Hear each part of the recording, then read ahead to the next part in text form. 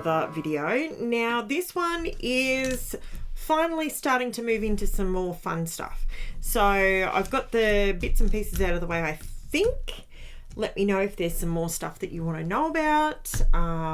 Leave me a comment, all that sort of stuff. Now this one, I'm talking about my favorite pens, the things that I like to use the most. And I will be honest with you, there is a lot. I use quite a lot of different pens at different times, different points. I have only grabbed out a few. Probably should have grabbed out a few more.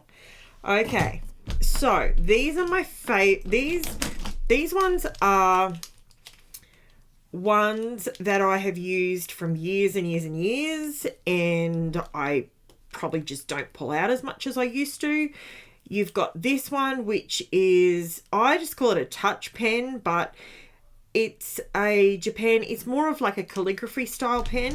I'm going to just move these over ever so slightly, just so you can have a quick sort of squeeze at what it looks like. So I am no calligraphy person, but I'm just going to do that for you so you can see what it's like. It's a really good pen. I like doing my journaling with this one. That one I purchased, I haven't purchased that in a while actually, and I got that from Amazon. Now, we all know what a Sharpie is like. This one is a permanent, it's a fine point one. To be honest, fine point is the thing that I look for the most in all of my pens, most of my pens. Let me see. So the Sharpie, the calligraphy, the Copic, they are all fine point, pointy pens. They're the ones that I like the most for, especially for writing. I don't normally use that one, so I'll ditch that one out of the equation. Sharpie, oh, that's the same as that one. Okay, so these ones are all fine ones. Now this Copic pen, actually, I've just realized I've forgotten another pen group that I've got over there. So you can see how much finer it is. That's your Copic, and it is a 0.03. Now I do have these pens as well that I reach for quite a lot actually, and these are the Montmartre ones. They're only $12.50. They're quite affordable, and they go from a big bold pen, which is like brush marker, right? And these are actually really, really good pens. Right down to, what did I just use? A 0.03. I'll use a point. Okay, so let's compare apples with apples. So the Copic compared to that one, it's, yeah, I love them, guys. Absolutely love them. So I like those ones. They are definitely, they're keepers for me because they are so, they're fine, they flow, they are fantastic felt pens, felt tipped pens, those ones. The pen I use the most in my everyday life is this puppy. This one is my Uniball Gel Grip, and that is all that is written on it, and that is all that's ever written on them. I bought them in a 6-pack. I thought at the time I was purchasing the thicker one. I thought I was buying the Gel Impact, but this is what turned up, and I tell you what, happy little surprise, because I love this one even more. So that's that one. That's these guys. That's the Uniball Signo. That one is, no, it's not Uniball. That's the Gel Grip. And that one is the Uniball. I'm just going to put UB on it. So that's that one. It is fantastic. I absolutely love that one. Everyone knows what a Sharpie's like. Everyone knows that, everyone knows that this Sharpie doesn't want to play the game today. So everyone knows what a Sharpie's like. This one is an Artline one that I bought specifically to practice some, try and do some drop lettering and stuff. It's gone dry on me. Should have played with that before, shouldn't I? Well, guess what? It can be filed. Now, these guys are my next line of go-tos, right? I have gold, I have silver, gold, silver, black, and white. These ones are the bomb.com. So you've got your black one. Now these are 1.0 millimeter gel impact. These are the Uniball Signo ones. I absolutely love them and they flow beautifully. This is what I do. All my I've just done that one. I don't know why I'm doing two of the same thing. Silver's not going to show up on here, but I did bring in some black card to show you on here. So that's what silver looks like on black. These things are amazing. You will love them. If you buy these, you will love them. Okay, this one is just about dead, but it's still hanging in there for me. That is the white one. Now that is a pigment. Okay, so the white is pigment ink, right? The silver is a pigment ink. The gold is also a pigment ink, but the black is a gel. It's not, I believe it's not actually it's not, so these three are sort of different animals. So the black is a gel. It's not the same as the pigment ink. So FYI, oh, and there's the gold on black as well. So they are my holy grail pens. I absolutely love, if I had to write or die on a pen for my scrapbooking, it would be these guys. These guys would be my pick of the lot. And we have to put the thin one in there as well, because the thin one is the best for writing. I find I get a nice neat writing with that. So that's just me. Now, Artline, I haven't reached for this guy for years.